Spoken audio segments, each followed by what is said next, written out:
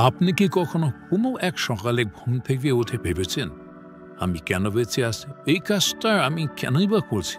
আমার জীবনের আসল অর্থ বা উদ্দেশ্যটাই বা কি? এই প্রশ্নগুলি শুনতে অস্বস্তিকর মনে হলেও কিন্তু বাস্তব। আর আজ আমরা একসাথে বের করব এই প্রশ্নগুলির একটি অসাধারণ জাপানি ধারণা, যার নাম ইকিগাই।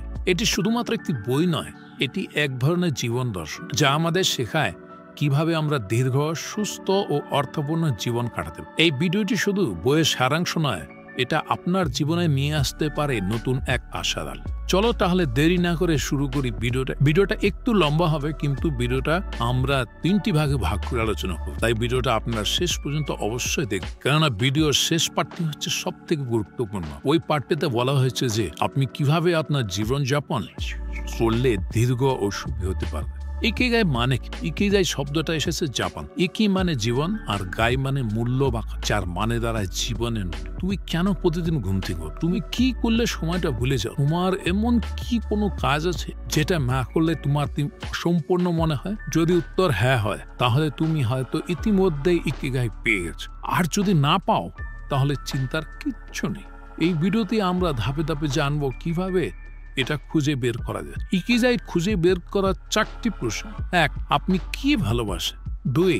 আপনি কিসে দক্ষ? 3. বিশ্ব আপনাকে কিসের বিনিময়ে টাকা দেবে? এবং 4. সমাজের কি এটা কোনো প্রয়োজন আছে? এই 4টা বৃত্ত যখন একসাথে মিলে যাবে, তখনই মাঝখানে তৈরি হয় আপনার ইকিগাই। বইটি আমাদের নিয়ে যায় জাপানের দক্ষিণে একটা ছোট্ট দ্বীপে, যার নাম ওকিনাওয়া। বিশ্বে যেখানে শতবর্ষী মানুষের সংখ্যা সবচেয়ে বেশি, তার মধ্যে অন্যতম এই জায়গা। কিন্তু কি এমন আছে ওদের জীবনে? ওরা তো কোনো দামি জিমে যায় না খায় এক্সপেন্সিভ সাপ্লিমেন্ট, তবু কিভাবে এত দিন ধরে বেঁচে আছে? চলো ওদের জীবনে একটু দেখে আসি। ওরা জীবনের শেষ দিন পর্যন্ত সক্রিয় থাকে। ওদের কেউই অবসর নেয় না। একজন 98 বছরের বৃদ্ধ এখনো প্রতিদিন সকালে নিজের বাগানে কাজ করে, শাকসবজি তোলে আর হাসি মুখে বলেন, আমি অবসর নিলে মরেই যাব। ওদের মতে যখন তুমি কাজ করো, তোমার শরীর চলে, মন সচল থাকে, আর তুমি জীবনের অংশ বোধ করো। ওদের মতে কম খাও কিন্তু ভালো খাও। ওদের মধ্যে একটা প্রবাদ আছে, হারা হাচিবু, যার মানে পেটের 80% পূর্ণ হলে খাওয়া বন্ধ। তারা ধীরে ধীরে খায়, তাজা সবজি খায়, আর কখনো অতিরিক্ত খায় না। তাই ওদের শরীর সুস্থ থাকে, কোষগুলি সঠিকভাবে কাজ করে। ওরা স্ট্রেস কম নেয়, শান্ত জীবনধারা অতিবাহিত। ওদের কেউই তাড়াহুড়া করে না। ওরা প্রতিদিন সকালে ধ্যান করে, চা খায় আর হাসি মুখে করে। তারা একে অপরকে ভালোবাসে, পরিবার, প্রতিবেশী সবার সাথে সম্পর্ক রক্ষা করে। ওদের মধ্যে মৌ অর্থাৎ ছোট্ট সামাজিক গোষ্ঠী রয়েছে। প্রতিটি ওকিনাওয়া গ্রামের মানুষ 4 থেকে 5 জন মিলে ছোট্ট একটা দল বানায়, যেটা বলা হয় মৌ। ওরা একে অপরকে সাহায্য করে, পাশে দাঁড়ায়, গল্প করে। এটাই ওদের জীবনে একা না থাকার বড় কারণ। তাহলে এই অধ্যায় থেকে আমরা যা শিখলাম, সুস্থ থাকতে দামি কিছু দরকার হয় না।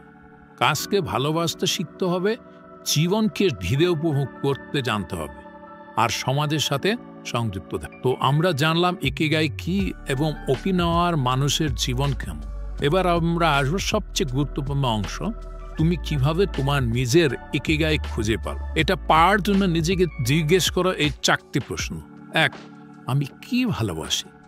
যে কাজটা তুমি করলে সময়টা যেন উড়িয়ে যায়, সেটা খুঁজে বের করো।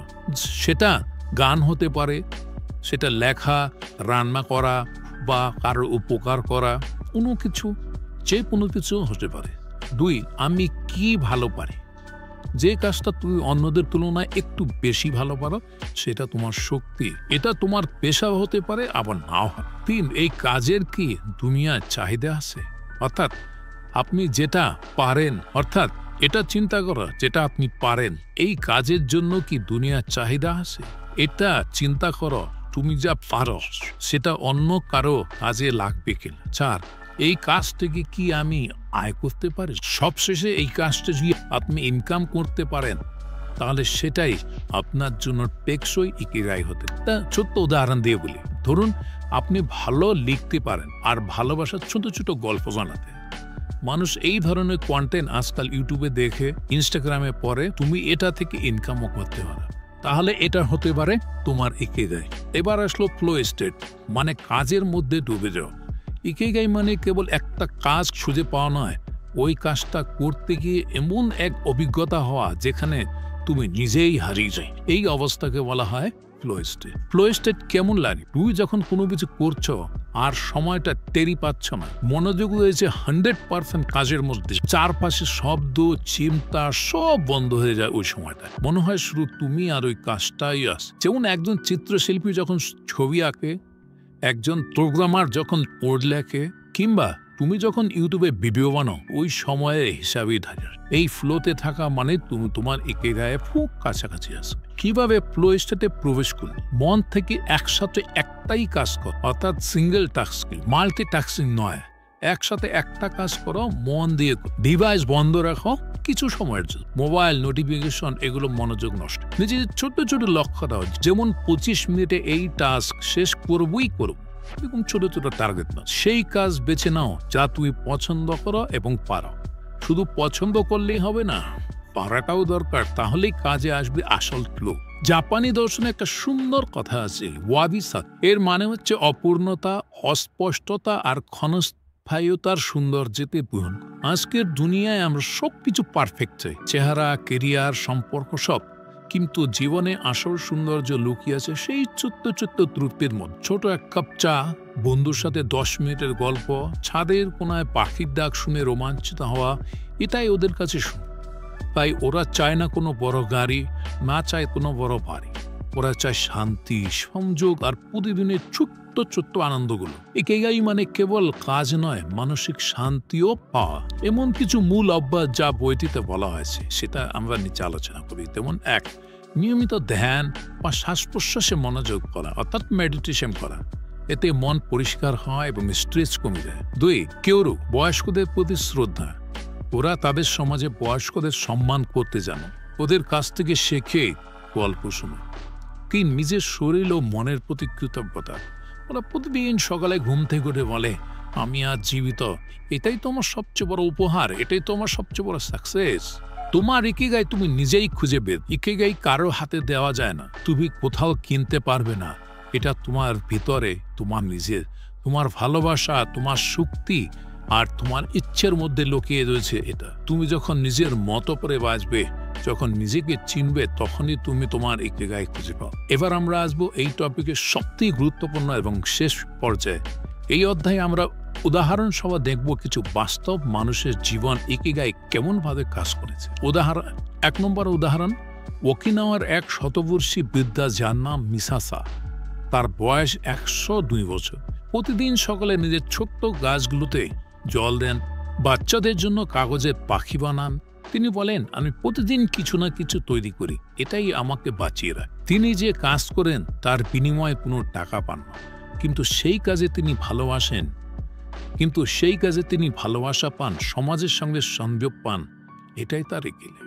এটি উদাহরণ হচ্ছে এক জাপানি মাছ বিক্রেতার গল্প। টোকিও শহরে এক মাঝবয়সী লোক প্রতিদিন সকালে মাছ কাটেন। মনে হবে কাজটা খুব সাধারণ, কিন্তু তিনি বলেন, আমি মানুষের রান্নায় ভালো মাছ দিতে চাই, তারা যেন খুশি হয়, এটাই আমার সুখ। দেখো, কাজ বড় না, মনোভাব। তুমি যদি তোমার কাজকে সম্মান দাও, ভালোবাসো, তাহলে সেটাও তোমার ইকিগাই হয়ে উঠতে পারে। তোমার ইকিগাই যাত্রা শুরু করার 7টি সহজ ধাপ। এখন যদি তুমি সত্যি ভাবো আমি আমার ইকিগাই খুঁজে পেতে চাই, তাহলে শুরু করো এখন থেকে। 1, নিজের ভালোবাসার তালিকা তৈরি করো, অর্থাৎ যেসব জিনিস করতে ভালো লাগে সেগুলোর একটা লিস্ট তৈরি করো।